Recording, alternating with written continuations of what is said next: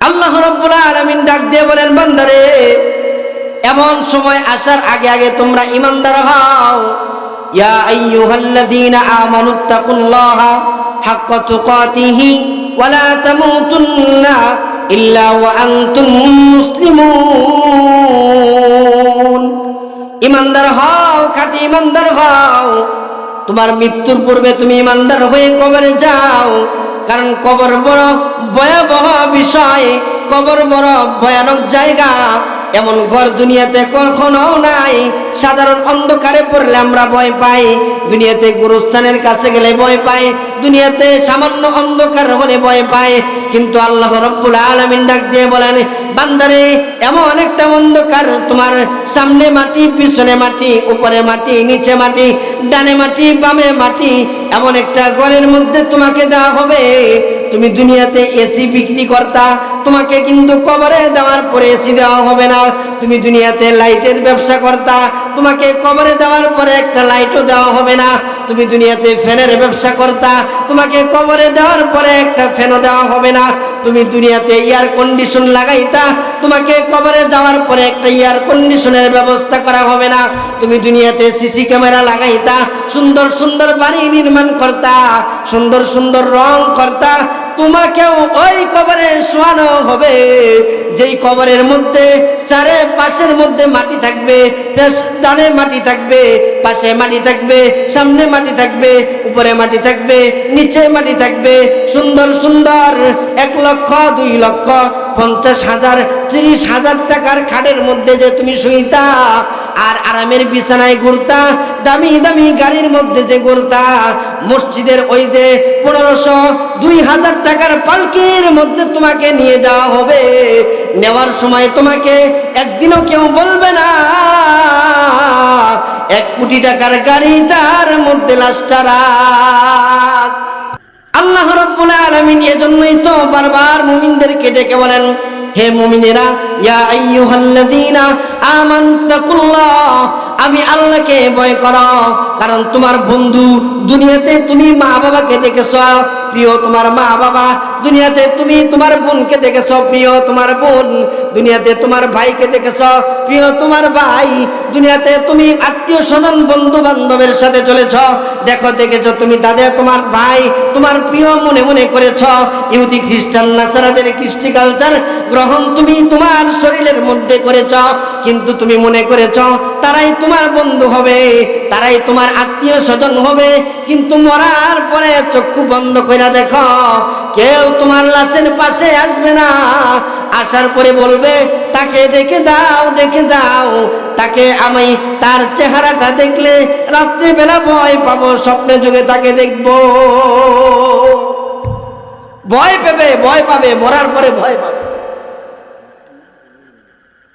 মুসলমান ভাইরা আমার ভালো করে বুঝেন, যুবক ভাইরা ভালো করে বুঝেন, ও বৃদ্ধ বাবাজিরা ভালো করে বুঝেন, যাদের দাড়ি সাদা হয়ে গেছে, চামড়া টুকরা হয়ে গেছে, এখনো আমি সিগারেট খাওয়া ছাড়তে পারি নাই, এখনো আমি জুয়া খেলা ছাড়তে পারি নাই, এখনো আমি মদ খাওয়া ছাড়তে পারি নাই, এখনো আমি নেশাগ্রস্ত করি।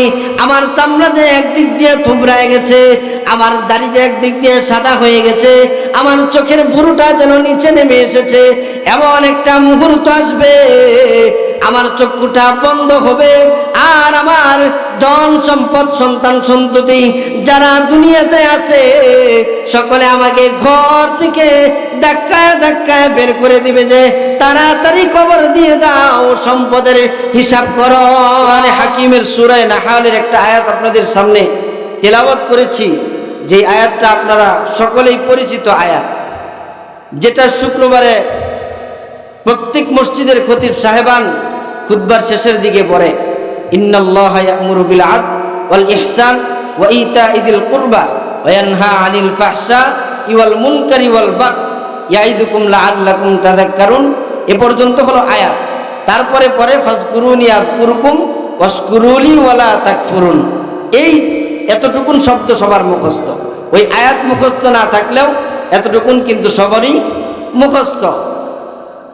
কিন্তু কথা হলো, আজকে আমরা জুমার নামাজের খুতবায় এই আয়াত শুনি, হাফেজ সাহেবান তারাবিতে এই আয়াত পরে আমরা সুন্দর কণ্ঠে শুনি, কিন্তু এই আয়াতের ভিতরে আল্লাহ রব্বুল আলামিন কি রেখেছেন এটা যদি শুনি তাহলে দেখা যায় কারো বিরুদ্ধে চলে যায়, কারো পক্ষে চলে যায়, কারো বিপক্ষে চলে যায়। ঠিক বললাম না বেঠিক বললাম? একই আয়াত জুমার নামাজে খুতবায় খতিব সাহেবান বলেন, হাফেজ সাহেবরা রমজানের তারাবিতে বলেন, সুন্দর তেলাওয়াত করেন, কারি সাহেবরা তেলাওয়াত করেন, আমরা শুনি, কোনো সমস্যা নাই। কিন্তু এই আয়াতের ব্যাখ্যা বিশ্লেষণ অর্থ জানতে গেলেই বাধা বিঘ্ন সমস্যা। এই সমাজে আছে না নাই সমস্যা? বিভিন্ন মাহফিলে বাধা, বিভিন্ন নেক মজলিসে বাধা, চলতেই আছে চলতেই আছে। দিনহীনতা এত বেড়েছে, দিনহীনতা যেন আমাদেরকে এত গ্রাস করেছে, যে এত গ্রাস করার কারণে আমরা কোরআনের কথা শুনবো মন দিয়ে, এটার স্বাধীনতা যেন নাই। 16ই ডিসেম্বর চলে গেছে, স্বাধীনতা, স্বাধীন বাংলায়, কিন্তু মজলুম আলেমে দ্বীন তারা স্বাধীনতা পায় নাই। পেয়েছে? পায় নাই। আলেমদের কথা বলতে গেলে তো আপনাদের কিশোরগঞ্জের স্মৃতি মনে হয়, যে আমার মাথায় যে হাফেজ হওয়ার পরে যে স্মৃতি আমার মাথায় তুলে দিয়েছেন পাগড়ি, আজকে তো পাগড়ি দেওয়া হয়েছে, তো এই স্মৃতিটা তুলে দিয়েছিলেন আপনাদের কিশোরগঞ্জের জামিয়া ইমদাদিয়ার মুহাদ্দিস ছিলেন, শাইখুল হাদিস ছিলেন শামসুল ইসলাম সাহেব দামাত বরকাত, শামসুল ইসলাম সাহেব রহমতুল্লাহি আলাইহি। তিনি ইন্তেকাল করেছেন, তিনি আমার মাথায় পাগড়ি দিয়েছেন। কিশোরগঞ্জ যখনই আসি তখনই আমার মনে হয় যে এই বুজুর্গ তো আমার মাথায় পাগড়ি পরাই দিয়েছিলেন। আজকে তারা নাই। আমরা বুঝি না যে আমাদের থেকে দিন আস্তে আস্তে বিদায় নিচ্ছে, ইলম বিদায় নিচ্ছে।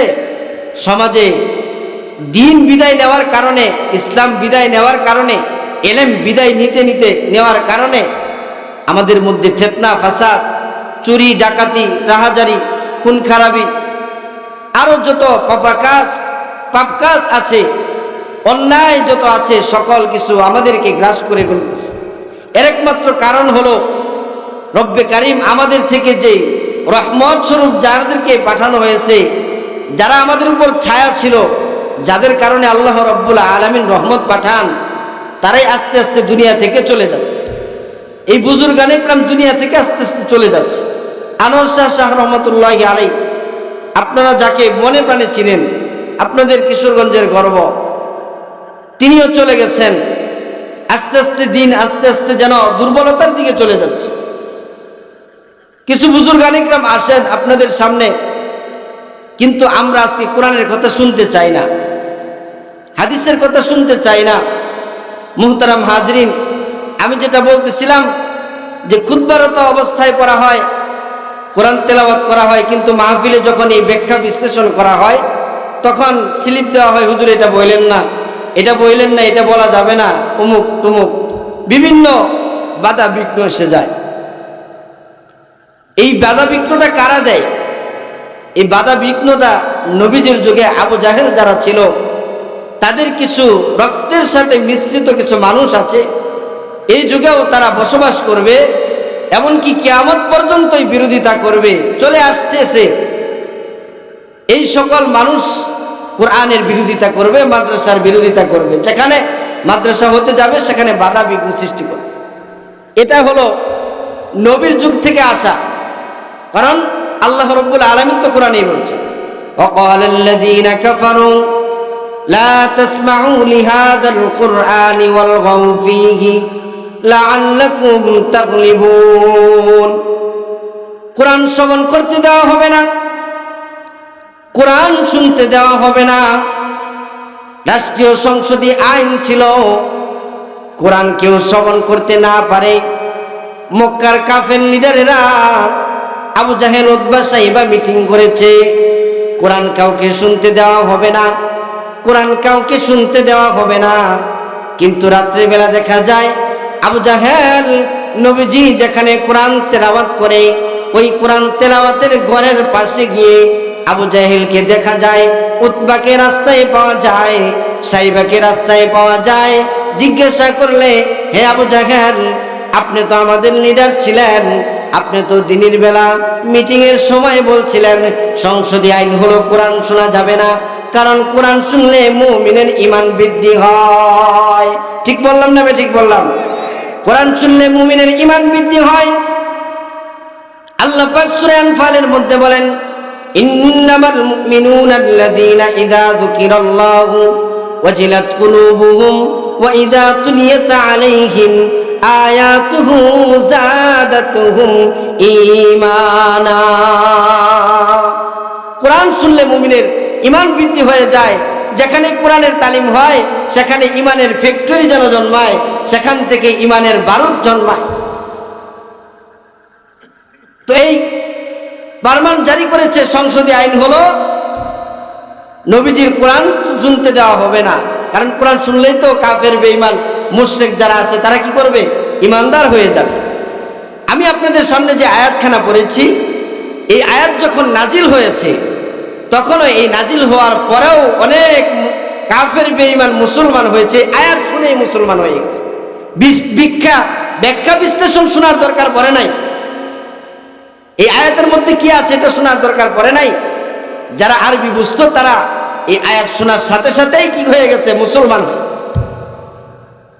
ঠিক এই আয়াত যখন নাজিল হয় তখন রাসূল করিম সাল্লাল্লাহু আলাইহি ওয়াসাল্লাম তার শরীর মোবারক যেন ঘেমে গেছে, আর তার সামনে বসা ছিল হযরত উসমান ইবনে মাজউন রাদিয়াল্লাহু আনহু। তিনি নবীজির সামনে বসা ছিল।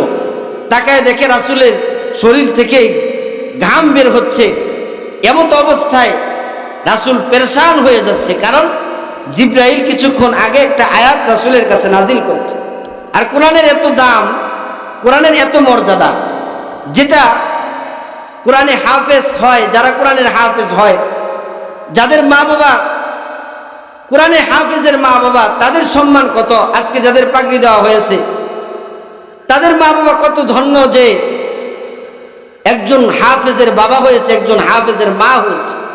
কিয়ামতের ময়দানে পৃথিবীর সর্বশ্রেষ্ঠ কিতাব কোরআনে হাকিম এ হেফজ করেছে, সংরক্ষণ করেছে এমন একটা বাচ্চা দাঁড়ায় যাবে তার মাকে জান্নাতে নেওয়ার জন্য। সুবহানাল্লাহ।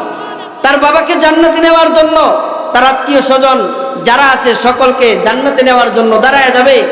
হাফেজ দাঁড়ায় যাবে, আলেম দাঁড়ায় যাবে। আফসোস, আজকে হাফেজ হওয়ার কারখানা, হাফেজ বানান আলেম বানানোর কারখানার ভিতরেও ষড়যন্ত্র আছে না নাই? মুহতারাম হাজরিন, বেয়াদবির একটা সীমা থাকে, কিন্তু উচিত জায়গায় বেয়াদবি করলে আল্লাহও ছাড়ে না। কোরআন যেখানে শেখানো হয়, কোরআন যেখানে পড়ানো হয়, ওই জায়গায় যদি আপনি হাত মারেন, গেস্ট হাউসে যদি আপনি হাত মারেন, তাহলে আপনার হাত পুড়তে বেশি দিন সময় লাগবে না। এটা মনে রাখবেন। রব্বুল আলামিন যখন এই আয়াত নাজিল করেন, উসমান ইবনে মাজউন রাদিয়াল্লাহু আনহু তাকায় দেখেন নবীজির শরীর ঘেমে গেছে। আর যখন ওহী নাজিল হইতো তখন রাসূল পেরেশান হয়ে যেতেন। কোরআন একটা দামি জিনিস। আল্লাহ রব্বুল আলামিন এই কোরআনকেই মানুষকে দেওয়ার পূর্বে আল্লাহ রব্বুল আলামিন আসমানকে বলেছিলেন, হে আসমান, তুমি এই কোরআনকে বহন করো। ইন্না আরাদনাল আমানাতা আলাস সামাওয়াত ইন্না আরাদনাল আমানাতা আলাস সামাওয়াতি ওয়াল আরদি ওয়াল জিবাল ফাআবাইনা আন ইয়াহমিলনাহা ওয়া আশফাকনা মিনহা ওয়া হামালাহাল ইনসান। আল্লাহু আকবার।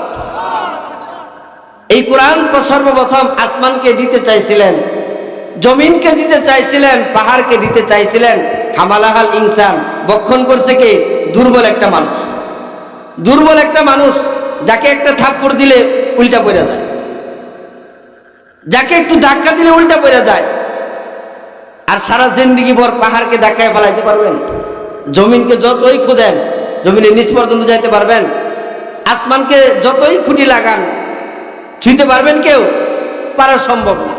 এত শক্তিধর হওয়ার পরেও তারা গ্রহণ করে নাই, কারণ জানে এটা এমন একটা দামি কিতাব, যেটা শ্রেষ্ঠ কিতাব, যে কিতাবের মূল্য আল্লাহর কাছে অনেক। তার নিজের কালাম, সেটা এমন একটা কালাম।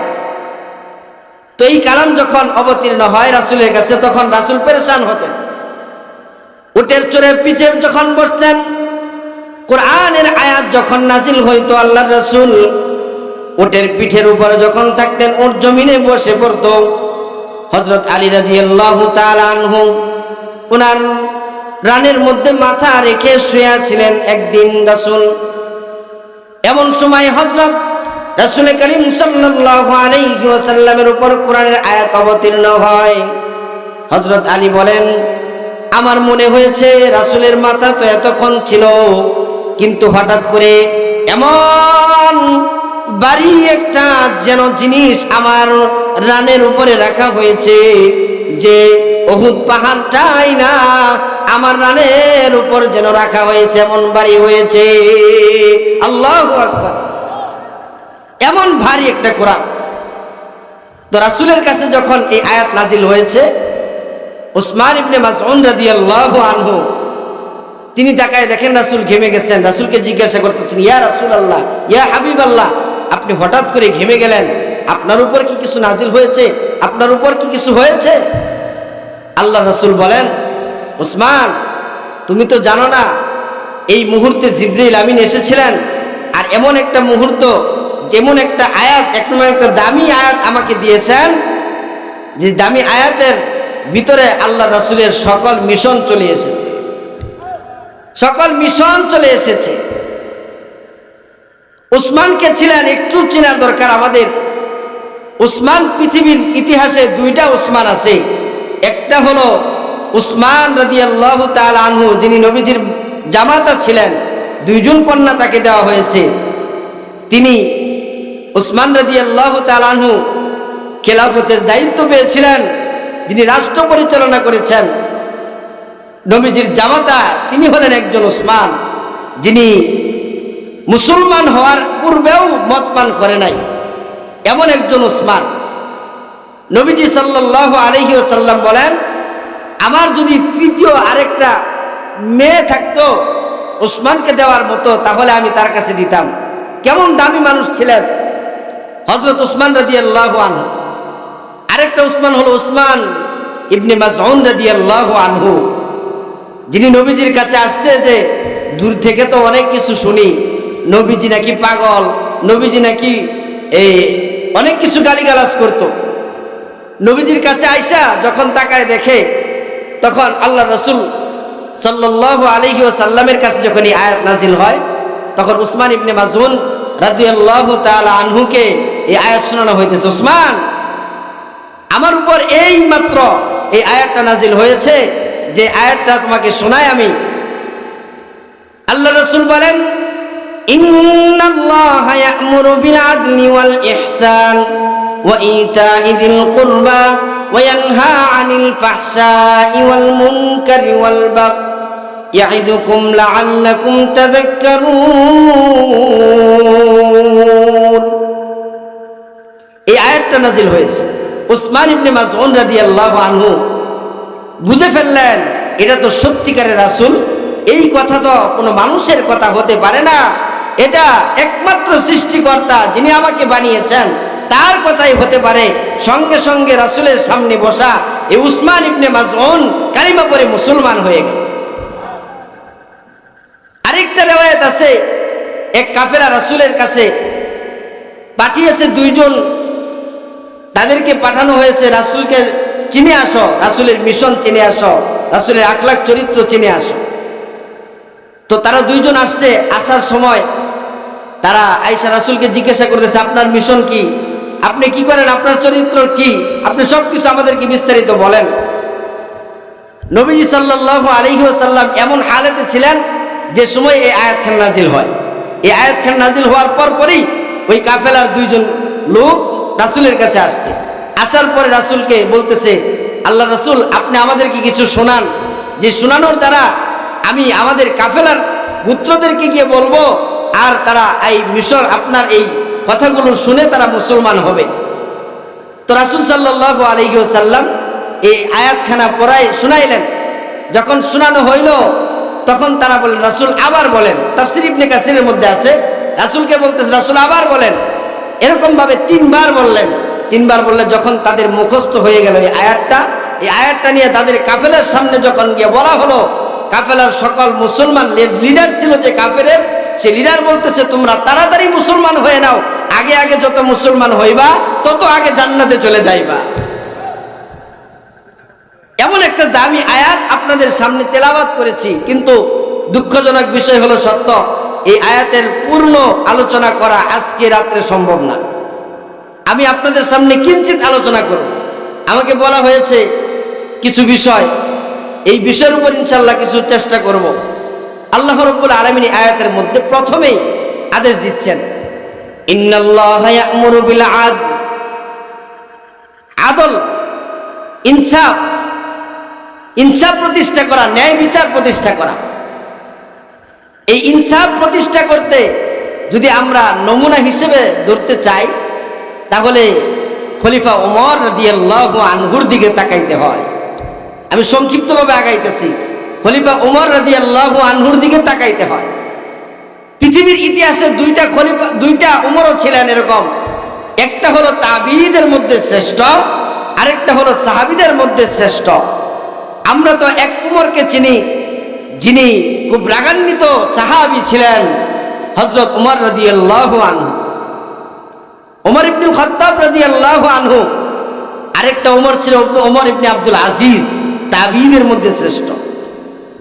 তো উমর ইবনে আব্দুল আজিজের কথা একটু শুনি। উমর ইবনে আব্দুল আজিজ তিনি ইনসাফ কেমন প্রতিষ্ঠা করেছেন? ইনসাফ প্রতিষ্ঠা এরকম করেছেন যে এক ঘাটে বাঘও পানি পান করত, আবার কি করত, ছাগলও পানি পান করত। ঘটনা তো আমরা সকলে জানি, বলেন না কেন? বাঘও পানি পান করত, ছাগলও কি করত, পানি পান করত। আপনারা কি আমার দিকে আছেন না গেছেন? আছেন তো ইনশাল্লাহ? একটু হাত উঠান তো দেখি। নারে তাকবীর, নারে তাকবীর, হাত নামান। তো উমর ইবনে আব্দুল আজিজ তার শাসনামল কেমন ছিল, ইনসাফ বিচার কেমন প্রতিষ্ঠা করেছে? তো উমর ইবনে আব্দুল আজিজ যখন খেলাফতে ছিলেন, তখন এক ঘাটে বাঘও পানি পান করত, ছাগলও পানি পান করত। এক মহিলা ডাক দিয়ে বলতেছে, উমর ইবনে আব্দুল আজিজ মনে হয় দুনিয়াতে উমর ইবনে আব্দুল আজিজ খলিফা নাই। এক লোক ডাক দিয়ে বলে, হে মহিলা, তুমি কেমনে বুঝলা? বলে, বুঝলাম, মদিনা থেকে কোনো কাফেলা যখন আসবে তোমরা তাকে জিজ্ঞাসা কইরো উমর ইবনে আব্দুল আজিজ কি বাঁচা আছে না মারা গেছে। ঠিকই কিছুদিন পর, ওই যুগে তো ফেসবুক ছিল না, ইন্টারনেট ছিল না, ইউটিউব ছিল না, কোনো কিছুই ছিল না। খবর পৌঁছাইতে অনেক দিন সময় লাগতো। এক কাফেলা আর এক কাফেলা যখন এক জায়গা থেকে অন্য জায়গায় যাইতো, তখন ওই এলাকার সংবাদ এই এলাকায় পৌঁছতো। এটা একটা যুগ ছিল। আর আজকে তো এখানে বৈশা যদি কেউ খালি একবার একটা বকা দেয়, পুরা বাংলাদেশ ভাইরাল হয়ে যাবে রাতারাতি। ঠিক বললাম না বেঠিক বললাম? অথচ কিশোরগঞ্জের এক প্রান্তে এসে যদি কেউ কোনো কিছু বলে, এই হলো আমাদের যুগ। তো ওই যুগটা ছিল কি, মাসের পর মাস চলে যেত, এক এলাকার খবর আরেক এলাকায় যেতে অনেক দেরি হইতো। এক কাফেলা মদিনা থেকে আসছে, আসার পরে জিজ্ঞাসা করা হইতেছে, কিরে উমর ইবনে আব্দুল আজিজ খলিফা কি দুনিয়াতে বাঁচা নাই? বলে, না না, উমর ইবনে আব্দুল আজিজ কিছুদিন পূর্বে মৃত্যুবরণ করেছে। মহিলাকে ডাক দিয়ে বলে, হে মহিলা, তুমি যে ওই দিন বলেছিলা উমর ইবনে আব্দুল আজিজ দুনিয়ায় নাই, সত্যি তো তাই হলো। তুমি যেদিন বলেছ ওই দিনই তো উমর ইবনে আব্দুল আজিজ চলে গেছে। মহিলাকে যখন জিজ্ঞাসা করা হইল, তুমি কিভাবে বুঝলা? বুঝলাম এই কারণে, উমর ইবনে আব্দুল আজিজ যদি থাকতো, বাঘ আর ছাগল একসাথে পানি পান করতো যেখানে, সেখানে ছাগলের রক্ত বাঘে কোনোদিন পান করতে পারতো না। এমন শাসনামল ছিল। ইনসাফ কাকে বলা হয়? আজকে আমাদের সমাজের ইনসাফের দিকে তাকায় দেখেন, একজন যদি টাকা পয়সার মালিক হয়, একজন যদি দাপটি হয়, একজন যদি একটু শক্তিশালী হয়, আর দুর্বলদের উপর চড়াও হয়ে যায়। ঠিক বললাম না ঠিক বললাম?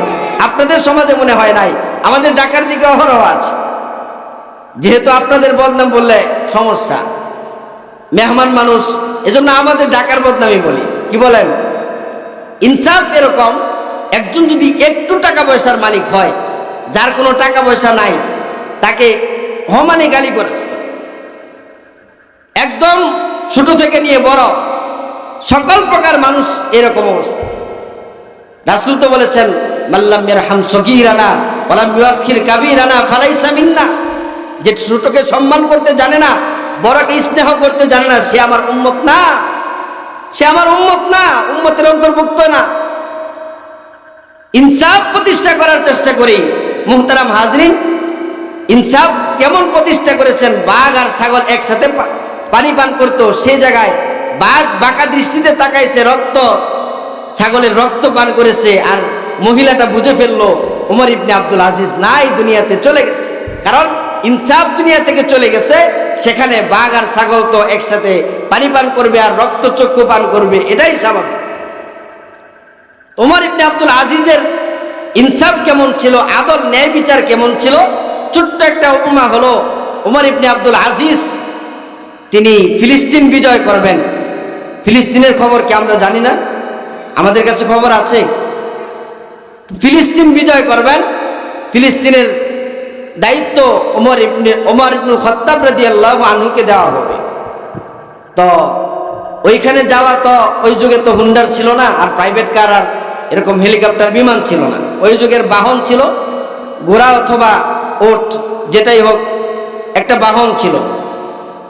তো ওট দিয়ে যখন যাচ্ছিল ওমর ইবনুল খাত্তাব রাদিয়াল্লাহু আনহু, এখন ফিলিস্তিন বিজয় করতে যাবে, পথ তো অনেক দূরের পথ, দুইজন একসাথে তো ওটের পিঠে ওঠা যাবে না, একজন লাগাম টানতে হবে, আরেকজন কি করতে হবে? ওটের পিছনে, ওটের উপরে বসতে হবে। এখন খলিফা উমর রাদিয়াল্লাহু আনহু গোলামকে বলে, গোলাম তুমি উপর উঠে 5 মাইল যাইবা, 5 মাইলের পরে আমি উমর বসবো, আবার 5 মাইল এরকম করে করে ফিলিস্তিনে চলে যাব আমরা। ইনসাফ কাকে বলে দেখেন। খলিফা ডাক দিয়ে বলে, আমিরুল মুমিনিন হযরত উমর, আপনি নিচে লাগাম ধরে টানবেন আর আমি উপরে বসে থাকবো। আমি হলাম আপনার গোলাম আর আপনি হলেন আমার মুনিব, আপনি হলেন আমিরুল মুমিনিন। অর্ধ জাহান যিনি শাসন করেছেন, ওমর ইবনুল খাত্তাব রাদিয়াল্লাহু আনহু, তাকে একটা গুণের অধিকারী ছিলেন না, অনেকটি গুণের অধিকারী ছিলেন। একদিক দিয়ে হযরত উমর রাদিয়াল্লাহু আনহু এমন একটা গুণের অধিকারী ছিলেন, এই জায়গায় বসে অনেক শত শত মাইল দূর থেকে উমর দেখতে পাইতেন। মসজিদে নববীতে হযরত উমর রাদিয়াল্লাহু আনহু খুতবারত অবস্থায় ছিলেন। হযরত উমর তাকায় দেখেন সারিয়াতুল জাবাল, যে যুদ্ধ করতেছে তার পিছন দিক দিয়া শত্রু বাহিনী এসে আক্রমণ করার চেষ্টা করতেছে।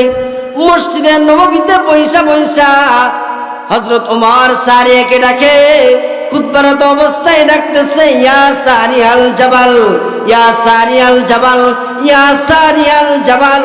মসজিদে খুতবারত অবস্থায় হযরত উমর ডাকাডাকি করতেছে। মদিনার লোকেরা যখন হযরত সারিয়া 1 মাস পর মদিনায় যুদ্ধ করে আসলেন, বিজয়ের নিশান যখন নিয়ে আসলেন, তখন সারিয়াকে ডাক দিয়ে বলতেছে, ও সারিয়া, অমুক দিন অমুক জুমার নামাজের সময় তোমাকে উমর রাদিয়াল্লাহু আনহু যে ডেকেছিল, ওই সময় কি তুমি ডাকটা শুনেছিলে নাকি? হযরত সারিয়াতুল জাবাল তিনি ডাক দিয়ে বলেন, চোখের পানি ফালান, ডাক দিয়ে বলেন, আমি একা শুধু সারিয়া শুনি নাই, আমার পাশে যারা ছিল সকলেই হযরত উমরের কথা শুনেছে। যার কণ্ঠের আওয়াজ শত শত মাইল দূরে চলে যেত, যার দৃষ্টি শত শত মাইল দূরে চলে যেত, এরকম একজন পাওয়ারফুলি একজন লোক ছিলেন হযরত উমর। তো উনি খলিফার আসনে বসে যে ন্যায় বিচার প্রতিষ্ঠা করতেছেন, দেখেন কিভাবে।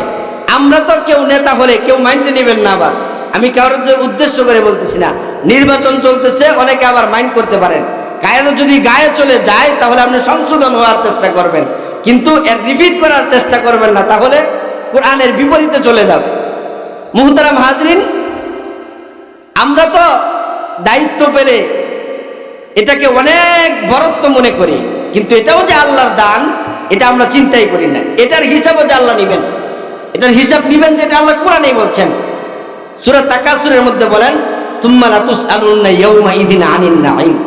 প্রত্যেকটা নিয়ামতের হিসাব যখন নেওয়া হবে, তোমার এই নিয়ামতের হিসাবের মধ্যে তোমাকে যে রাষ্ট্রপ্রধান বানানো হয়েছে, তোমাকে যে মন্ত্রী বানানো হয়েছে, তোমাকে যে চেয়ারম্যান বানানো হয়েছে, তোমাকে যে মেম্বার বানানো হয়েছে, তোমাকে যে এমপি বানানো হয়েছে, এর কি কাজটা তুমি করেছ, এর কি ন্যায় বিচার তুমি করেছ, প্রতিষ্ঠা করেছ, এটা আজকে বলা হবে হাসরের ময়দানে। মুহতারাম হাজরিন, হযরত ওমর এখন করতে যাবে, ন্যায় বিচার প্রতিষ্ঠা করতেছেন। হযরত ওমর গোলামকে বললেন, তুমি উঠো, আমি লাগাম ধরে টানবো, 5 মাইল আমি যাব, 5 মাইল তুমি যাবা। গোলাম ডাক দিয়ে বলে, আমিরুল মুমিনিন, এটা কিভাবে সম্ভব? আপনি নিচে লাগাম ধরে টানবেন, অর্থাৎ আপনি মন্ত্রী হইয়া লাগাম ধরে টানবেন, আর আমি গোলাম কি বলে ওটের পিঠে থাকবো, এটা কিভাবে সম্ভব? এটা কি কল্পনা করা যায়? হযরত ওমর ডাক দিয়ে বলেন, আমি আমিরুল মুমিনিনের আদেশ, তোমাকে উটের পিঠে উঠতেই হবে, আমার নির্দেশ মানতে হবে। গোলাম আমিরুল মুমিনিনের দাদানি শুনে তো কাইত হয়ে গেলেন। উঠতে হলো উটের পিঠে উঠলেন। যাইতে যাইতে এরকম একটা অবস্থা হয়েছে, সিরিয়ালে আইসা গেছে ফিলিস্তিন আর মাত্র 5 মাইল। এমন একটা সময়ে হযরত উমর রাদিয়াল্লাহু আনহু লাগাম ধরে টানার সিরিয়াল আসছে, আর গোলামকে উটের পিঠে বসানোর সিরিয়াল আসছে। এখন কি হবে? কাহিনীটা এরকম হয়েছে। আপনাদেরকে উদাহরণ দিলে বলি, কথার কথা মনে করেন কিশোরগঞ্জ শহর থেকে আপনাদের এখানে এমপি মহোদয় আসবেন। এখন মনে করেন একটা ঘোড়া নিল, কথার কথা একটা ঘোড়া নিল, ঘোড়া নিয়ে তিনি আসতেছেন। এখন তিনি যদি ন্যায় ইনসাফকারী হন, তাহলে মনে করেন যে এখানে আসার 5 কিলো আগে থেকে সিরিয়াল আসছে, যে ওনার যে কি বলে এটাকে, এই পিএস আছে, এই পিএস এর সিরিয়াল আসছে ওটে পিঠে ওঠার, আর এমপির সিরিয়াল আসছে কি রশি ধরে টানার। এখন বোঝেন তো কিরকম একটা পরিস্থিতি হবে। আর এদিক দিয়ে আপনারা সবাই তাকায় আছেন, এমপি মহোদয় আসবে, আমরা বাহবা দিব, আমরা তার কাছে অনেক কিছু আবদার করব, অনেক কিছু বলবো, কথার কথা ধরে না। আপনারা তাকায় আছেন যে উটের পিঠে তো বসা থাকবে এমপি সাহেব, আর লাগাম ধরে তো টানবে তার পিএস, ঠিক আছে না? এখন তাকায় দেখতেছেন উল্টাটা। আপনারা তো আর জানতেছেন না কোনটা এমপি কোনটা গোলাম, এটা তো আর জানতেছেন না।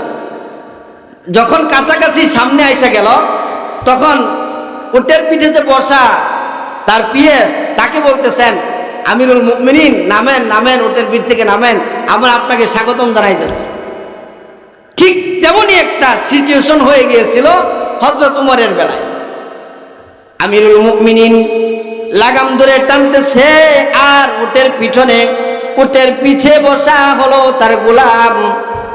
আমিরুল মুমিনিন এমন একটা পরিস্থিতিতে আছে, উটের লাগাম ধরে টানতেছেন, আর লোকেরা ফিলিস্তিনের যারা স্বাগতম জানাইতে বর্ডারের কাছাকাছি আসছে, তারা ডাক দিয়ে বলে, ওমর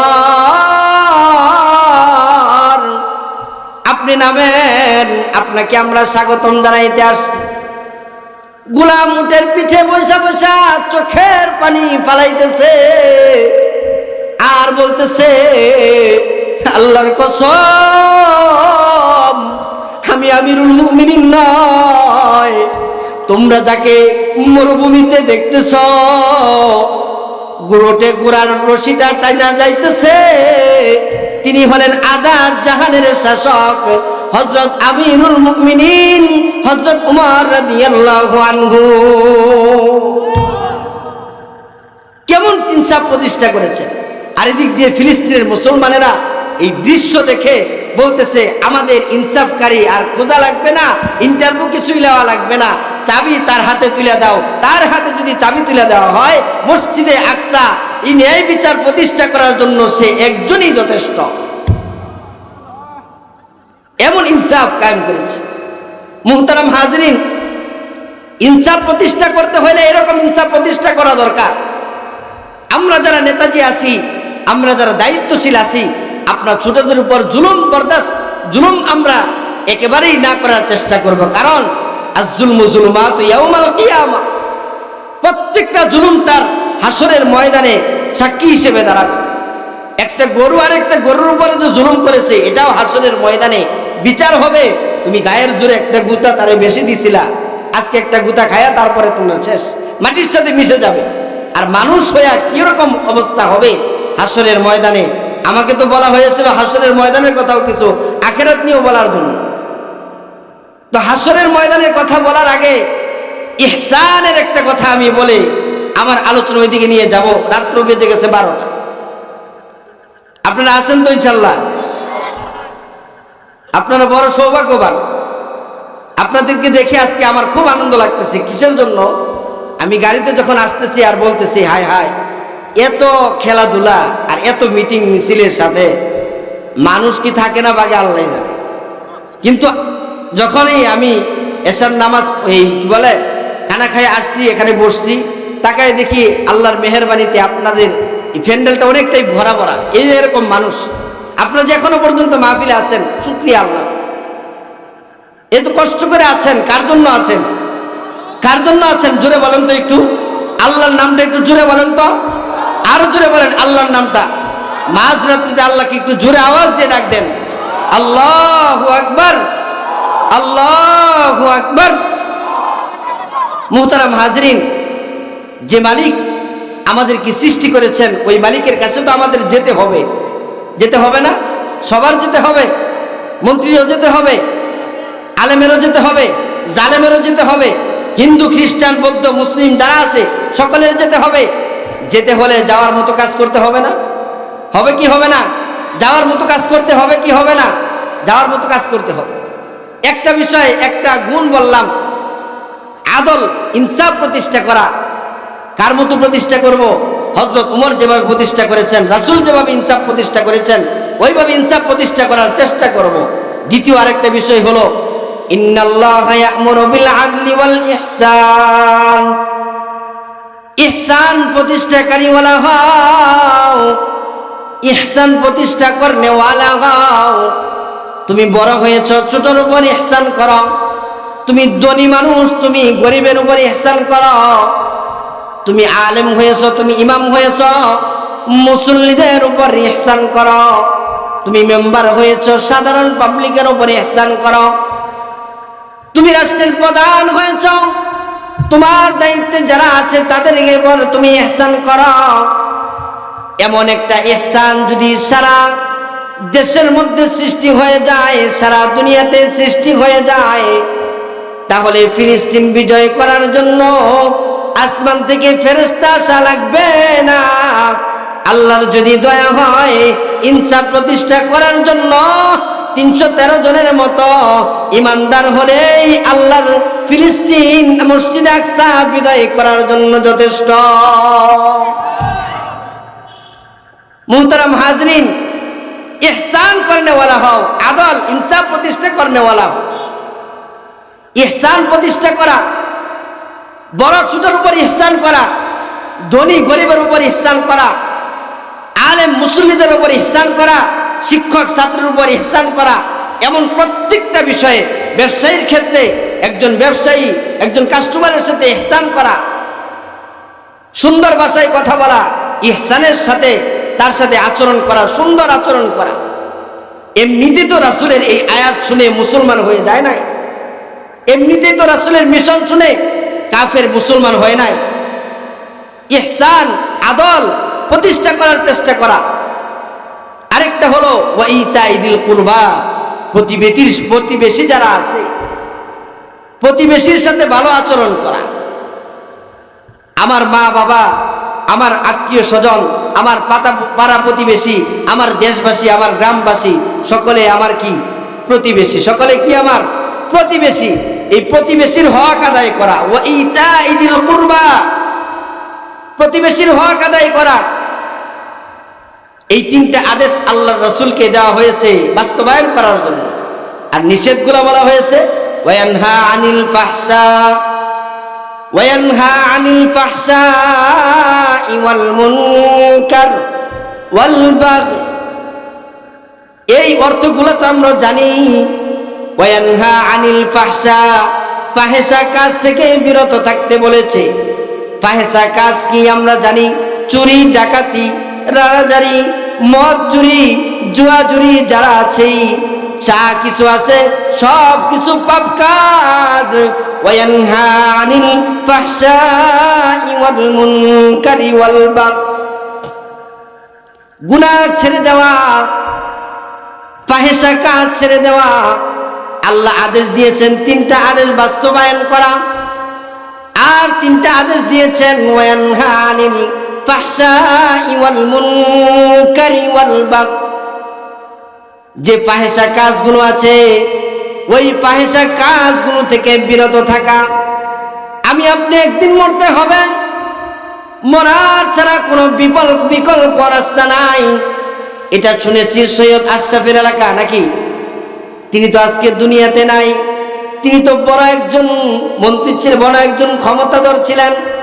আজকে তাকায় দেখেন তার কবরের পাশে গিয়ে কেউ তাকায় না। তিনি তো এমন একজন মানুষ ছিলেন, দুনিয়াতে তার দাম কম ছিল না, মরার পরে তার কোনো দাম আছে না নাই, ঘর থেকেও বের করে দিয়েছে লাশ হিসেবে। ও আমার যুবক ভাইয়েরা, বৃদ্ধ বাবাজিরা, পর্দার আড়ালের মা বোনেরা, ভালো করে শুনে নেন, আমি আপনারও দিন যেতে হবে। আমি আপনি যতই গুনাহ করি, যতই জিনা করি, যতই চুরি করি, যতই নেশা করি, যতই ন্যায় ইনসাফ প্রতিষ্ঠা না করি, ইহসান না করি, প্রতিবেশীর হক আদায় না করি, আমি আপনার একদিন যেতে হবে রব্বে কারীমের কাছে। এই যাওয়াটা কিন্তু কারো জন্য ভালো হবে, কারো জন্য খারাপ হবে। আমরা কি ভালোটা চাই না খারাপটা চাই? আওয়াজ দিয়ে বলেন। যদি ভালোটা চাই, আল্লাহ রাব্বুল আলামিন এটাও বলেছেন, তোমরা যদি নাজাত প্রাপ্তদের অন্তর্ভুক্ত হতে চাও, আখিরাতের ময়দানে তোমরা যদি বন্ধু হিসেবে নেককারদের সাথী হতে চাও, আল্লাহ রাব্বুল আলামিন বলেছেন, দুনিয়াতে যারা ইনসাফকারী কোরআনওয়ালা, যারা আলেম, যারা হাফেজ, যারা ওয়ারাসাতুল আম্বিয়া ছিলেন, দুনিয়ার মধ্যে যারা ইমাম ছিলেন, দুনিয়াতে যারা খতিব ছিলেন, দুনিয়াতে যারা তোমাদেরকে পথের দিশারি দিতেন, ইহদিনাস সিরাতাল মুস্তাকিম, পথের পর পথ দেখাইতেন, তুমি চিন্তা না ঢাকা কিভাবে যেতে হবে, তুমি একজনের মাধ্যম দইরা তার গাড়ির পিছনে যাইছ, ঠিক তেমনি ভাবে তুমি একজন আলেমের পিছনে দইরা জান্নাতে কিভাবে যাইবা এই পথ তুমি বেছে নিয়েছ। জান্নাতে কিভাবে যাইবা এই পথ তুমি বেছে নিয়েছিলা। দুনিয়াতে তুমি যদি এই পথ বেছে নিয়ে থাকো, আল্লাহ রাব্বুল আলামিন ডাক দিয়ে বলেন, দুনিয়াতে যদি তোমার মুহাব্বত আলেমের সাথে হয়, আল্লাহ বলেন ওই আলেমের সাথেই তোমার হাসর নাসর হবে। মুহতারাম হাজরিন, মদিনাতুল উলুম হাফিজিয়া মাদ্রাসার সাথে আমাদের আপনার সম্পর্ক লাগানোর দরকার আছে না নাই? সবাই বলে নাই তো, সম্পর্ক আছে, দরকার আছে না নাই? সবার দরকার আছে। যদি সম্পর্ক লাগাইতে পারি তাহলে আমার লাভ, আপনার লাভ, মাদ্রাসার লাভ হোক বা না হোক, আমি আপনার তো লাভ হবে নাকি? কোন দিক দিয়ে লাভ হবে? দুনিয়ার দিক দিয়ে মাদ্রাসাওয়ালা আমাকে টাকা দিবে, মাদ্রাসাওয়ালাকে আমাকে খাওয়াবে, কি করবে? আমি যদি একটু সুন্দর আচরণ করি, আমি যদি একটু ভালো কথা বলে একটা উপকার করি, আমি টাকা পয়সা না দিতে পারলাম, আমি একটা ভালো পরামর্শ দিলাম, আমি একটা সুন্দর কথা বললাম, একটু দোয়া করলাম মাদ্রাসার জন্য, এটাই আমার নাজাতের ওসিলা হবে। আমি মাদ্রাসার দিকে বাঁকা দৃষ্টিতে তাকানোর কারণে যতটুকু ক্ষতি আমার হবে, তার চেয়ে বেশি আমি বাঁকা দৃষ্টিতে না তাকিয়ে মাদ্রাসার জন্য একটু দোয়া করব, 5 ওয়াক্ত নামাজের পরে মাদ্রাসার জন্য একটু দোয়া করব, এর চেয়ে বেশি ফায়দা অনেক হবে। হাসরের ময়দানে এতটুকুও বলতে পারবো, আল্লাহ আমি তোমার নবীর ঘরকে মোহাব্বত করেছিলাম, আমি তোমার ঘরকে মোহাব্বত করেছিলাম, তোমার ঘর, তোমার নবীর ঘরকে আমি অন্তরের মধ্যে মোহাব্বতের সর্বশ্রেষ্ঠ জায়গা দিয়েছিলাম। আর রাসূল বলেছেন, লা ইউমিনু আহাদুকুম হাত্তা আকুনা আহাব্বা ইলাইহি মিন ওয়ালিদিহি ওয়া ওয়ালাদিহি ওয়ান নাসি আজমাইন। যতক্ষণ পর্যন্ত তোমরা পরিপূর্ণ মুমিন হতে পারবা না, যতক্ষণ পর্যন্ত রাসূলকে বেশি ভালো না বাসবা, যতক্ষণ পর্যন্ত তোমরা আল্লাহকে সবথেকে বেশি ভালো না বাসবা। কিন্তু আজকে আমরা তো ভালোবাসি নায়ক নায়িকাকে, খেলোয়াড়কে, সিনেমার বিভিন্ন নায়ক নায়িকাকে ভালোবাসি, ইহুদি খ্রিস্টান নাসারাকে ভালোবাসি। আজকে ইহুদি খ্রিস্টান নাসারাকে কিভাবে ভালোবাসে আমি বোঝাই। ফিলিস্তিনে মার খাচ্ছে মুসলমানেরা, আর আমরা তাদেরকে টাকা দিয়ে সাহায্য করি, ইসরায়েলকে টাকা দিয়ে সাহায্য করতেছি, তাদের ফান্ডে চলে যাচ্ছে টাকা, এই টাকা দিয়ে সাহায্য করছি যে তোমরা এই টাকা নাও, লাভের অংশ দিয়ে মুসলমানের সন্তানকে জ্বালায় করে মারো, গুলি করে মারো, ট্যাঙ্ক দিয়ে মারো। কিভাবে করতেছি? বিভিন্ন পণ্য, ইসরায়েলের পণ্য যেগুলো আছে আপনারা আলোচনা শুনেছেন বিভিন্ন মাধ্যমে, কিন্তু আমি এটা ইজরা তাকরার করতেছি আপনাদের ঈমানকে জাগানোর জন্য, যে আপনারা যদি এইরকম তাদেরকে সাহায্য করেন, যে দোকান থেকে কোকা কোলা, পেপসি, 7 আপ, আরো এই প্রকারের যা কিছু আছে, ইসরায়েলি পণ্য যা আছে, বিশেষ করে মহিলাদের পণ্যগুলা, যেরকম পন্স, ইউনিলিভারের যত মাল আছে, সকল পণ্যগুলা হলো ইসরায়েলের মাল। এইগুলো আমরা মুসলমানের সন্তান কিনে কিনে এর লাভের একটা অংশ ইসরায়েলকে দিচ্ছি। আর এই ইসরায়েলকে দেওয়ার কারণে কি হচ্ছে? এই লাভের অংশ দ্বারা তারা অস্ত্র কিনতেছে, অস্ত্র কিনে কিনে আমার মার রক্ত চুষে খাচ্ছে, আমার ছোট শিশু বাচ্চার রক্ত চুষে খাচ্ছে, মায়ের সামনে সন্তানকে লাশ বানিয়ে ফেলতেছে, স্বামীর সামনে স্ত্রীকে লাশ বানিয়ে ফেলতেছে, স্ত্রীর সামনে স্বামীকে লাশ বানিয়ে ফেলতেছে। কিন্তু মুসলমানের সন্তান হইয়া আমরা এই পণ্যগুলো কিনা কিনা তাদেরকে সাহায্য করতেছি। আমরাও তো মুমিন, তারাও তো মুমিন। এই মসজিদে আকসা তো দুনিয়ার প্রথম কিবলা ছিল। রাসূল আরবি সাল্লাল্লাহু আলাইহি ওয়াসাল্লাম অনেক দিন এই মসজিদে আকসার দিকে দিয়ে নামাজ পড়ছেন। আর এই আকসার উপর নির্যাতন, আর এই মুসলমানের উপর নির্যাতন, মনে রাখবেন আমরা বেশি খুশি হলে আমাদের পাশেই কিন্তু ইন্ডিয়া, ভারত আছে। আমরা বেশি খুশি হব না, বিপদ কিন্তু আমাদেরও আসতে পারে। ফিলিস্তিনের মুসলমানদের উপর যেমন বিপদ এসেছে, আমাদের উপর বিপদ আসবে না, এটার কি গ্যারান্টি আছে? কি গ্যারান্টি আছে এটা? আমাদের পাশেই তো, চতুর্পাশেই তো ভারত আছে, ইন্ডিয়া আছে, যেখানে হিন্দু দান্দা বান্দার বাহিনীদের অস্ত্রখানা। মুহতারাম হাজরিন, আমাদের ঈমানকে এখনো সবল করতে হবে, আমার ঈমানকে সবল করতে হবে, যেন ওই সময় আসার আগে আগে আমার ঈমান মজবুত হয়, যেন আমি তাদের এই বেঈমান কাফের মুশরিকদের মোকাবেলায় যেন আমি প্রতিহত ডান্ডা হিসেবে দাঁড়াইতে পারি, আমির হামজার মতো আমি প্রতিহত ডান্ডা হিসেবে দাঁড়াইতে পারি। এইরকম ঈমানওয়ালা আমার হতে হবে। এইরকম ঈমানওয়ালা হতে হলে সাহাবায়ে কেরামকে অনুসরণ করতে হবে। আল্লাহ তো কোরআনের প্রথম পায়লাই বলতেছেন, আমিনু কামা আমানান নাস, তাদের মতো অনুসরণ হও, তাদের মতো মানো, তারা যেমন মানুষ ছিল সেমন মানো। মুহতারাম হাজরিন, আমি যে বিষয়গুলো আগাইতে চাইছি, যে আমরা ইনসাফ প্রতিষ্ঠা করার চেষ্টা করি, ইহসান প্রতিষ্ঠা করার চেষ্টা করি, প্রতিবেশীর হক আদায় করার চেষ্টা করি, আর সমাজ থেকে রাহাজারি, চুরি, ডাকাতি এমনিতেই দূর হয়ে যাবে। নেশাগ্রস্ত যারা আছে আমার যুবক ভাইয়েরা, নেশাগ্রস্ত করে করে আমরা বিভিন্ন সময় বিভিন্ন কাজ করতেছি, পাপাকার করতেছি। আমার এই শক্তি কয়দিন থাকবে? আমি একটু চিন্তা করছি, আমার এই শরীরের দাপট, শরীরের শক্তি কতদিন থাকবে? আমি এই পাপাচার করতে করতে আমি দুনিয়া পর্যন্ত, কবরে গেলে কি আমার এই শক্তি থাকবে? পাতায়, খবরের পাতায়, ইউটিউবে, ফেসবুকে কত জায়গায় আসতেছে যুবকদের লাশ, যুবকদের লাশ, যুবকদের লাশ। অথচ আমি এখনো সতর্ক হচ্ছি না যে আমারও কিন্তু একদিন লাশ হয়ে বের হতে হবে। আমি সুন্দর সুন্দর জামা কাপড় পইরা আমি যে রাস্তায় বের হলাম, আমাকে তো একদিন ঘর থেকে বের করবে, আমার সাদা কাপড়ের টুকরা পইরা পইরা বের হতে হবে। এটা কি একবার চিন্তা করছি? এটা কি আমি একবার অনুধাবন করছি যে আমাকে তো সুন্দর সুন্দর জামা পইরা মহিলারা যারা আছে সুন্দর সুন্দর জামা পয়রা আমাকে স্বামীর বাড়ি নিয়ে যাওয়া হচ্ছে, আমাকে তো একদিন ওই স্বামীর ঘর থেকে সাদা কাপড়ের টুকরা কাপড় পরায় আমাকে বের করে দিবে।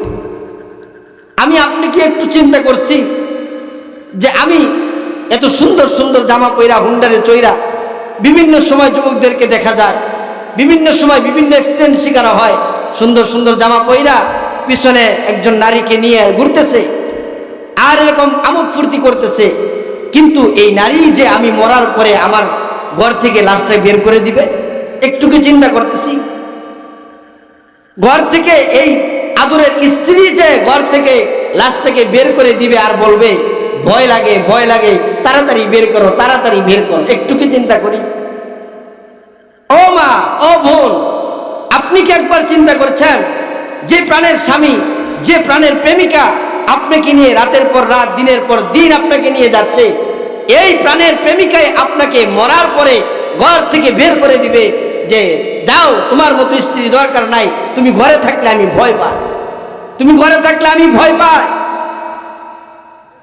মুহতারাম হাজিরিন, আল্লাহ রাব্বুল আলামিন ডাক দিয়ে বলেন, বান্দারে এমন সময় আসার আগে আগে তোমরা ঈমানদার হও। ইয়া আইয়ুহাল্লাযীনা আমানুত্তাকুল্লাহা হাক্কা তুকাতিহি ওয়া লা তামুতুন্না ইল্লা ওয়া আনতুম মুসলিমুন। ঈমানদার হও, খাঁটি ঈমানদার হও। তোমার মৃত্যুর পূর্বে তুমি ঈমানদার হয়ে কবরে যাও, কারণ কবর বড় ভয়াবহ বিষয়, কবর বড় ভয়ানক জায়গা। এমন ঘর দুনিয়াতে কখনো নাই। সাধারণ অন্ধকারে পড়লে আমরা ভয় পাই, দুনিয়াতে গুরুস্থানের কাছে গেলে ভয় পাই, দুনিয়াতে সামান্য অন্ধকার হলে ভয় পাই, কিন্তু আল্লাহ রাব্বুল আলামিন ডাক দিয়ে বলেন, বান্দারে এমন একটা অন্ধকার, তোমার সামনে মাটি পিছনে মাটি, উপরে মাটি নিচে মাটি, ডানে মাটি বামে মাটি, এমন একটা ঘরের মধ্যে তোমাকে দেওয়া হবে। তুমি দুনিয়াতে এসি বিক্রি করতা, তোমাকে কিন্তু কবরে দেওয়ার পরে এসি দেওয়া হবে না। তুমি দুনিয়াতে লাইটের ব্যবসা করতা, তোমাকে কবরে দেওয়ার পরে একটা লাইটও দেওয়া হবে না। তুমি দুনিয়াতে ফ্যানের ব্যবসা করতা, তোমাকে কবরে দেওয়ার পরে একটা ফ্যানও দেওয়া হবে না। তুমি দুনিয়াতে এয়ার কন্ডিশন লাগাইতা, তোমাকে কবরে যাওয়ার পরে একটা এয়ার কন্ডিশনের ব্যবস্থা করা হবে না। তুমি দুনিয়াতে সিসি ক্যামেরা লাগাইতা, সুন্দর সুন্দর বাড়ি নির্মাণ করতা, সুন্দর সুন্দর রং করতা, তোমাকেও ওই কবরে শোয়ানো হবে, যেই কবরের মধ্যে চারে পাশের মধ্যে মাটি থাকবে, ডানে মাটি থাকবে, পাশে মাটি থাকবে, সামনে মাটি থাকবে, উপরে মাটি থাকবে, নিচে মাটি থাকবে। সুন্দর সুন্দর 1 লক্ষ 2 লক্ষ 50,000 30,000 টাকার খাটের মধ্যে যে তুমি শুইতা, আর আরামের বিছানায় ঘুরতা, দামি দামি গাড়ির মধ্যে যে ঘুরতা, মসজিদের ওই যে 1500 2000 টাকার পালকির মধ্যে তোমাকে নিয়ে যাওয়া হবে। নেওয়ার সময় তোমাকে একদিনও কেউ বলবে না 1 কোটি টাকার গাড়িটার মধ্যে লাশটা রাখ, বলবেনি? কেউ বলবে না। মুহতারাম হাজরিন, একটু চিন্তা করার চেষ্টা করেন। আল্লাহ রাব্বুল আলামিন এজন্যই তো বারবার মুমিনদেরকে ডেকে বলেন, হে মুমিনেরা, ইয়া আইয়ুহাল্লাযীনা আমানুত্তাকুল্লাহ, আমি আল্লাহকে ভয় করো। কারণ তোমার বন্ধু দুনিয়াতে তুমি মা বাবাকে দেখেছ, প্রিয় তোমার মা বাবা, দুনিয়াতে তুমি তোমার বোনকে দেখেছ, প্রিয় তোমার বোন, দুনিয়াতে তোমার ভাইকে দেখেছ, প্রিয় তোমার ভাই, দুনিয়াতে তুমি আত্মীয় স্বজন বন্ধু বান্ধবের সাথে চলেছ, দেখেছ তুমি তাদের, তোমার ভাই তোমার প্রিয় মনে মনে করেছ। ইহুদি খ্রিস্টান নাসারাদের কৃষ্টি কালচার গ্রহণ তুমি তোমার শরীরের মধ্যে করেছ, কিন্তু তুমি মনে করেছ তারাই তোমার বন্ধু হবে, তারাই তোমার আত্মীয় স্বজন হবে। কিন্তু মরার পরে চক্ষু বন্ধ করে দেখো, কেউ তোমার লাশের পাশে আসবে না। আসার পরে বলবে, তাকে ডেকে দাও, ডেকে দাও, তাকে আমি তার চেহারাটা দেখলে রাত্রিবেলা ভয় পাবো, স্বপ্নে যুগে তাকে দেখবো। ভয় পাবে, ভয় পাবে, মরার পরে ভয় পাবে। মুসলমান ভাইরা আমার ভালো করে বুঝেন, যুবক ভাইরা ভালো করে বুঝেন, ও বৃদ্ধ বাবাজিরা ভালো করে বুঝেন, যাদের দাড়ি সাদা হয়ে গেছে, চামড়া টুকরা হয়ে গেছে, এখনো আমি সিগারেট খাওয়া ছাড়তে পারি নাই, এখনো আমি জুয়া খেলা ছাড়তে পারি নাই, এখনো আমি মদ খাওয়া ছাড়তে পারি নাই, এখনো আমি নেশাগ্রস্ত করি।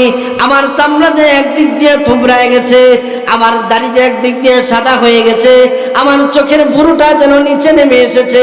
এমন একটা মুহূর্ত আসবে আমার চক্ষুটা বন্ধ হবে, আর আমার ধন সম্পদ সন্তান সন্ততি যারা দুনিয়াতে আছে সকলে আমাকে ঘর থেকে ধাক্কায় ধাক্কায় বের করে দিবে যে তাড়াতাড়ি কবর দিয়ে দাও, সম্পদের হিসাব করো, সম্পদের হিসাব করো। মুহতারাম হাজরিন, এখন বুঝেন, দুনিয়াতে সম্পদ রেখে যাইবেন, টাকা পয়সা রেখে যাবেন, মৃত্যুর পরে সম্পদকে হিসাব করবে আপনার লাশ, আপনার সন্তানেরা পাশে রাইখা আগে ধন সম্পদের হিসাব করবে, তারপরে আপনাকে কবরে দিবে। কি কামাই করতেছেন, কি আপনি পুঁজি কামাই করতেছেন? একজন সন্তানকে হাফেজ বানান, একজন সন্তানকে আলেম বানান, ভয়াবহ কঠিন দিন আপনার নাজাতের উসিলা হবে। হাসরের ময়দানটা সাধারণ কোনো ময়দান হবে না, এমন একটা ময়দান হবে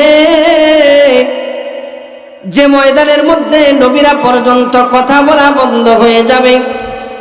হযরত আদম থেকে নিয়ে ঈসা আলাইহিস সালাম পর্যন্ত যত নবী দুনিয়াতে এসেছে সকল নবীরা চুপ হয়ে যাবে, কথা বলার সাহস থাকবে না।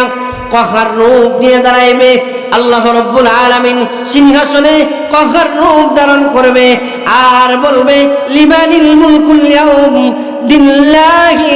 লিল্লাহিল ওয়াহিদিল কাহ্হার। কে আছো? দুনিয়াতে তো তোমাদের শক্তির কোনো অভাব ছিল না, দুনিয়াতে তো তোমার টাকা পয়সার কোনো অভাব ছিল না, তুমি রক্তের গরম তো অনেক দেখাইছ, আলেম আর মুরব্বী মানো নাই, তুমি তো যাকে তাকে গালিগালাজ করেছ, তুমি যাকে তাকে সম্মান করো নাই, মুরব্বীদের সাথে বেয়াদবি করেছ, উঁচু বংশের লোক হলে তুমি নিচু বংশের লোকের সাথে বেয়াদবি করেছ, তুমি কিন্তু আলেমদের সে শ্রদ্ধা করো নাই, মা বাবাকে মানো নাই, মা বাবার সাথে বেয়াদবি করেছিলা। তুমি আজকে যাও তোমার রাজত্ব কোন পর্যন্ত থেকে, তুমি আজকে যাও দেখি কথা বলার সাহস তুমি করো নাকি? মুহতারাম হাজরিন, আল্লাহ রাব্বুল আলামিন ওই দিন ডাক দিয়ে বলবেন লিমানিল মুলকুল ইয়াউম লিল্লাহিল ওয়াহিদিল কাহ্হার। আজকে যদি কারো সাহস থাকে আসো আদালতে আসো, আজকে কথা বলার সাহস থাকলে, দুনিয়াতে তো কম রাজত্ব দেখাও নাই, দুনিয়াতে তো কম দাপট তুমি দেখাও নাই, আজকে আসো দেখি। হযরত আদম আলাইহিস সালাম পর্যন্ত চুপ হয়ে যাবে, উম্মতেরা হযরত আদম আলাইহিস সালামের কাছে চলে যাবে। ওগো আদম, ওগো নবী আদম, আপনি আজকে আমাদেরকে বিচারালয় কায়েম করার জন্য সুপারিশ করেন।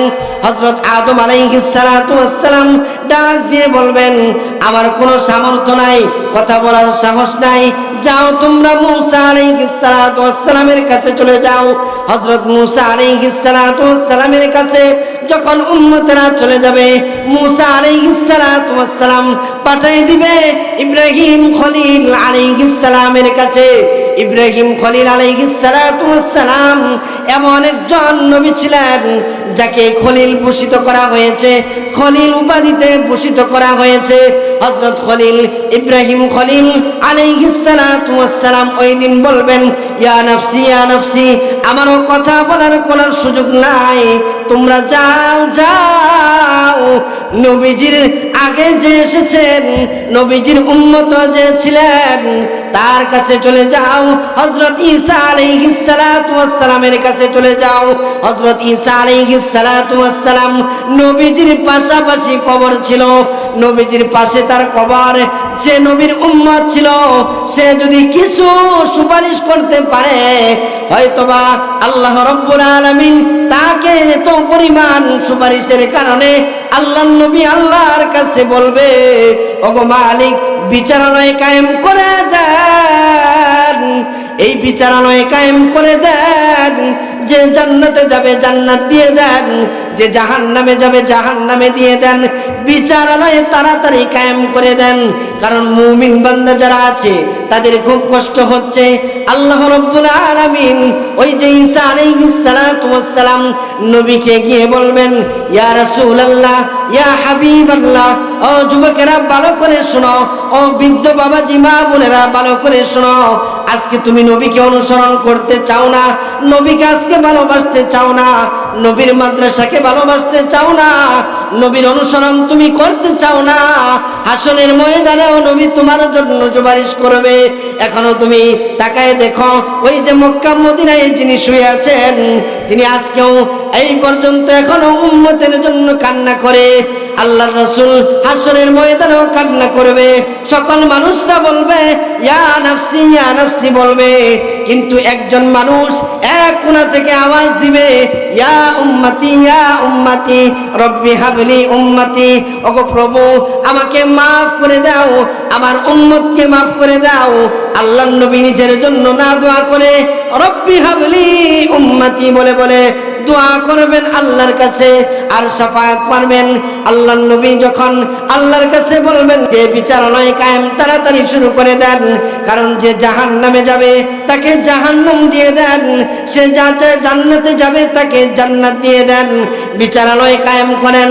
আল্লাহ রাব্বুল আলামিনের দয়ার রহমতের ভান্ডারে দরিয়ায় জোশ আসবে, যেই জায়গায় হাবিবে কিবরিয়া মুহাম্মদুর রাসূলুল্লাহ সাল্লাল্লাহু আলাইহি ওয়াসাল্লাম আল্লাহকে বলবে, আল্লাহ রাব্বুল আলামিন সাথে সাথে বিচার কার্য শুরু করে দিবেন। মুসলমান ভাইরা আমার, আজকে আমি নবীকে মানতে চাইতেছি না, নবীর আদর্শ আমার পছন্দ হয় না, আমার ইহুদি খ্রিস্টান নাসারার কৃষ্টি কালচার পছন্দ হয়, কিন্তু নবীর আদর্শ আমার পছন্দ হয় না। এই নবী হাসরের কঠিন ময়দানে যে সময় বাবা ছেলেকে চিনবে না, ছেলে বাবাকে চিনবে না, ওই যে বলছে নবী চিনবে না উম্মতকে, উম্মত চিনবে না নবীকে। মা যে দুনিয়াতে গর্ভধারণ করেছে 10 মাস 10 দিন, এই মা বলবে দুনিয়াতে কোনো সন্তানই আমি বিবাহ করি নাই, আমার সন্তান কোত্থেকে হবে? মা গিয়ে সন্তানকে ডাক দিয়ে বলবে, আমি তো তোর মা, আজকে একটা নেকির জন্য আমি জান্নাত পাই না, একটা নেকি যদি আমাকে দাঁড় দিতি। সন্তান ডাক দিয়ে বলবে, দুনিয়াতে কোনো মা আমার ছিল না। অস্বীকার করবে, সবাই সবাইকে অস্বীকার করতে থাকবে। মুহতারাম হাজরিন, এজন্য চিন্তা ফিকির করেন, ওই দিনের সময়টাকে আপনার দামি বানানোর জন্য এই দিনের সময়টাকে কাজে লাগান, এই দিনের সময়টাকে কাজে লাগান। আজকে আসরের পর থেকে আলোচনা হয়েছে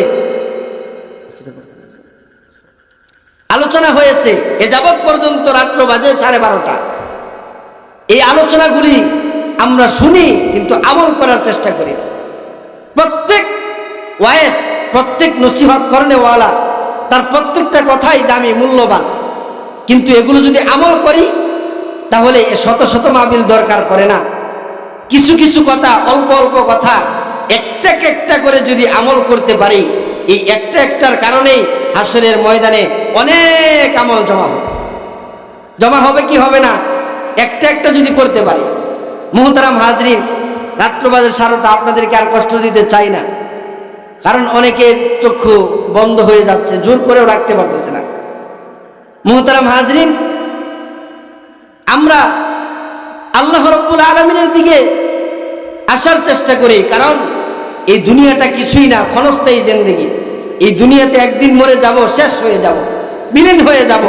এই দুনিয়াতে চিরস্থায়ী যেহেতু নয়, এই দুনিয়ার চিন্তা বাদ দিয়ে আখিরাতের ফিকির কিছু আনি।